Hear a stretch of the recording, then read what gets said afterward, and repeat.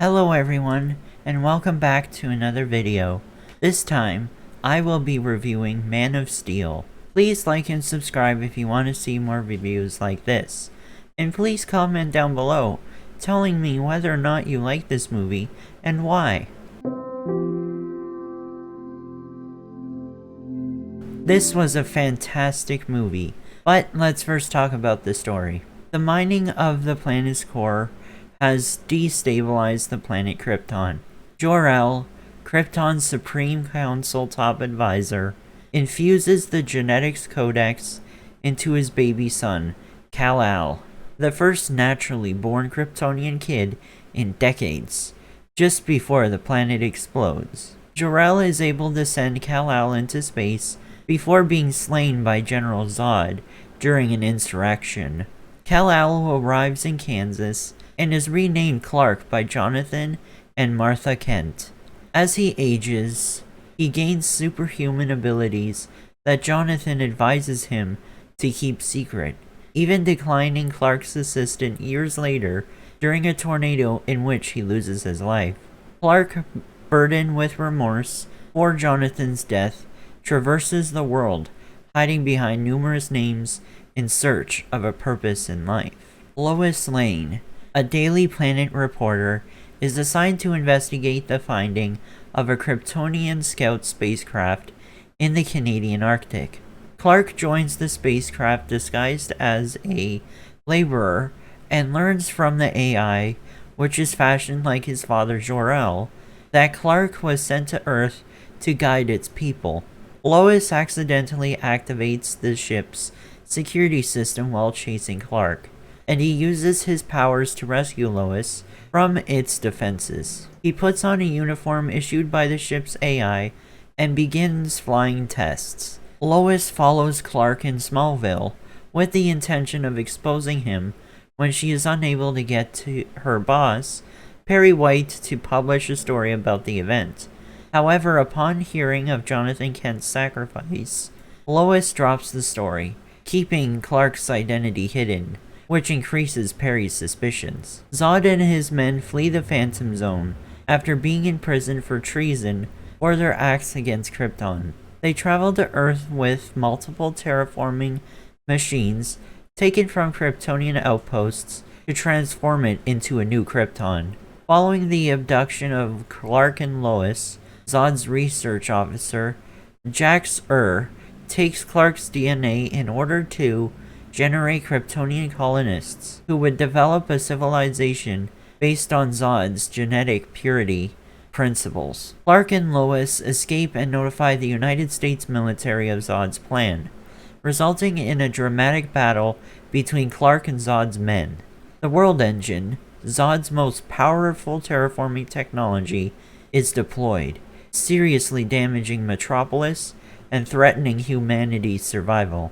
Clark, given the moniker Superman, smashes the terraforming platform while the military conducts a suicide strike, relocating Zod's men to the Phantom Zone. With the spacecraft destroyed and Krypton's sole hope of survival gone, Zod swears retribution on Earth and its citizens. The two Kryptonians fight for a long time across Metropolis, culminating with Clark being forced to murder Zod as he assaults a family in a train station. Later, Clark assumes the name Superman and convinces the authorities to let him operate autonomously as long as he does not turn against mankind.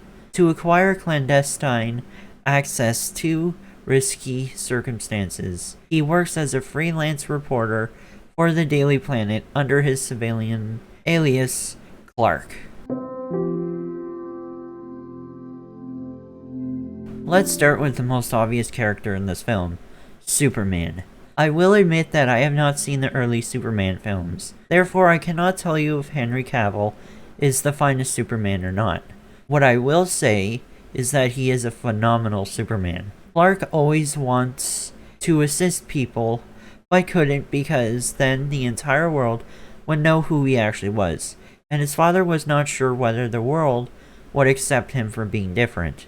I was shocked at how effectively Superman was able to contain himself, especially when tormented. It must have been difficult for him not to be able to stand up to his bullies in the way he desired. But he swallowed his pride and managed to remain calm without gravely injuring the bullies. I also enjoy how he helped individuals despite having to keep his identity hidden. I also wanted to mention that the moment in which he rescues all of the kids on the bus was extremely well done, since it shows that he was being bullied and that even after the bus crashes, he still saves the guy who was tormenting him. This only goes to prove that Superman will always attempt to help you, no matter who you are. I genuinely believe they demonstrated his heroism very effectively, since he constantly stood up for the vulnerable and stood up to the bullies of the world. Jonathan Kent, in my opinion, was the second most essential character in this film. I say this because he was the one who taught Clark all of the life lessons he needed while also assisting him in harnessing his gifts. I swear every time he appeared on screen, he always had excellent advice and never said anything stupid. I also admire how he was honest with Clark and never sugarcoated anything. He warned Clark that no one would embrace him because he was unique, and that people fear the unknown. Unfortunately, I believe he is accurate. Humans frequently overestimate what they do not grasp, and dread what they do not understand. It's an unpleasant human characteristic. I thought he was a brilliant character, and it was heartbreaking to watch him die, since Clark might have spared him, but he was so confident of his position that he would rather die than see humanity judge his own son. To be honest, I did not like Lois Lane. I'm not sure how other people feel about her role, but this movie would have definitely survived without her. I know she's an iconic figure that is constantly associated with Superman, but in this film she just felt like a damsel in distress. She always tried to handle things alone, but she always failed and had to be saved by Superman. I know it's nice that Superman always rescues her because he loves her, but it gets a little tiresome after a while when it appears like she can't accomplish anything on her own and always needs someone to save her. Amy Adams played her well, but I believe she could have had more substance in this film rather than simply being a love interest who continually required rescue. Zod was a terrific villain in my opinion.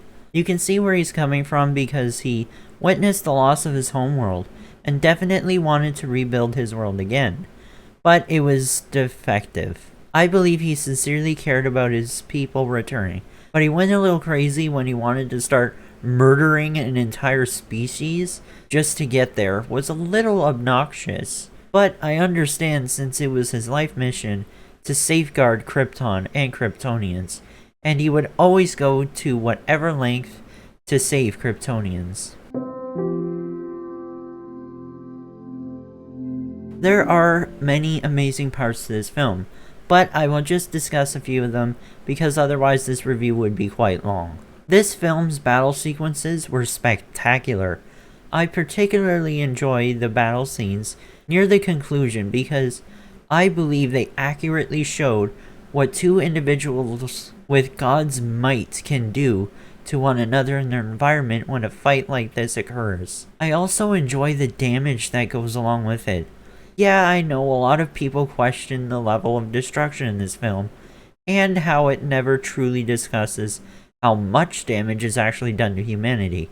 Nonetheless, the action sequences were flawless, and I like how they showcase both Superman's and the villain's abilities. I'm the type of guy that enjoys seeing destruction, and seeing Superman get hurled through an IHOP is kind of amusing when you think about it. The soundtrack in this film was really outstanding.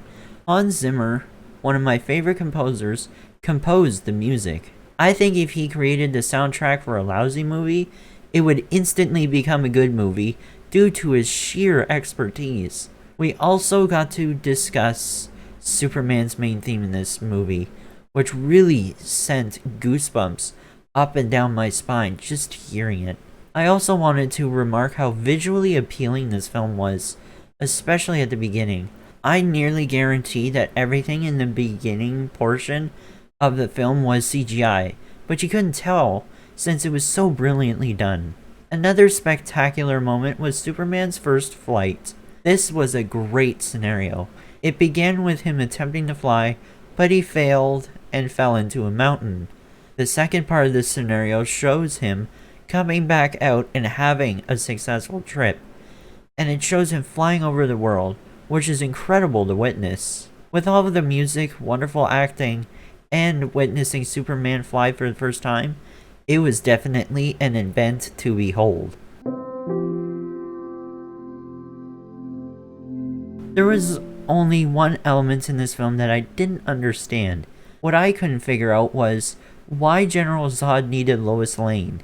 Again, I believe this was merely another seed placed to have Lois Lane seek Superman's help. I realize that she helped assist in Superman's escape, but I still don't get why they had to abduct her, because they didn't tell us why. Maybe they had a sinister motivation for this, like they wanted to know a human's DNA so they could test on them and make them do things for them? I don't know, it just felt odd that they didn't give an explanation for this. At the end of the day, how would I rate Man of Steel? With all the tremendous destruction on display, as well as the excellent performances from Kevin Costner and Henry Cavill, I'm going to give this a solid 8 out of 10. The reason I didn't give it a better rating was because of Lois Lane.